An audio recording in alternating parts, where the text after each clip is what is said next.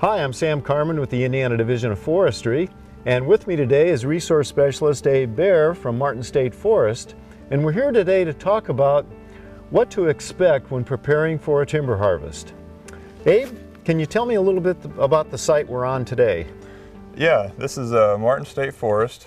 We've got about 200 acres in this site, and we've been managing it for timber for about 30 years up here.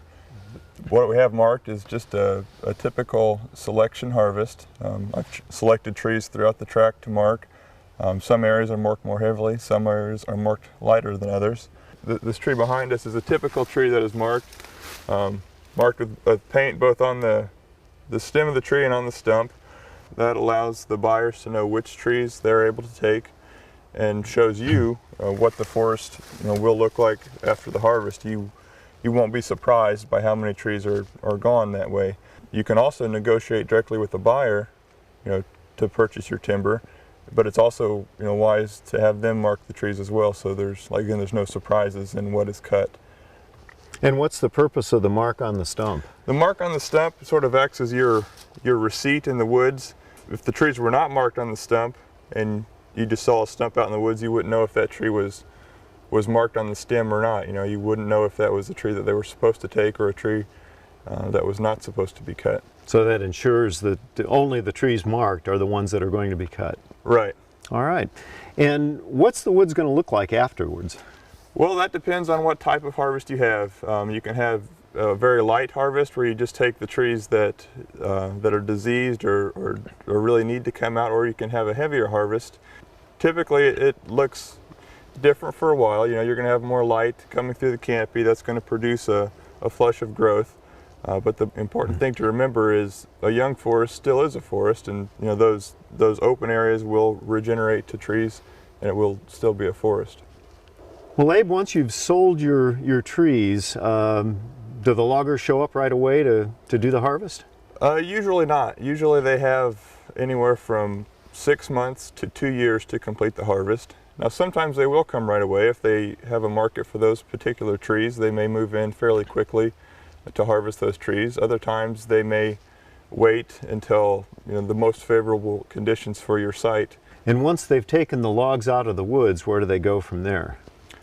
The logs will be transported to various mills. Some loggers do merchandise on site. They'll lay several piles of logs out and have different buyers come to the woods to purchase the logs. Other buyers may have a particular mill they work with, and they will haul the logs on their own trucks directly from the woodland to that mill. So where they lay them out, is that the log yard? Yeah, typically that's called the log yard or the log landing. Can we take a look at one here? Sure. Let's go.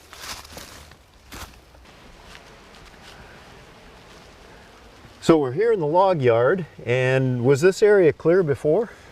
It was fairly clear before. It was grown up in very small brush and weeds and grassy area. So they didn't have to, this wasn't part of the harvest area? No, this was kind of an old field type area before. All right. Well, point out to me what they've done here and how they work this area.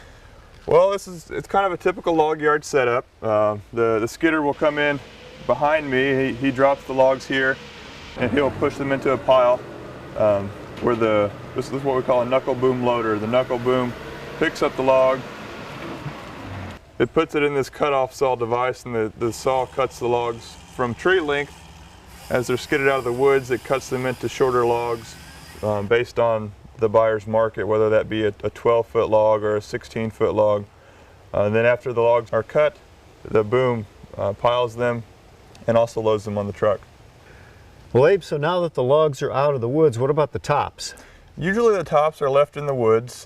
Some buyers will drag the tops out, but generally they leave those where the tree falls, and those are either left to decompose or oftentimes cut up by the landowner for firewood.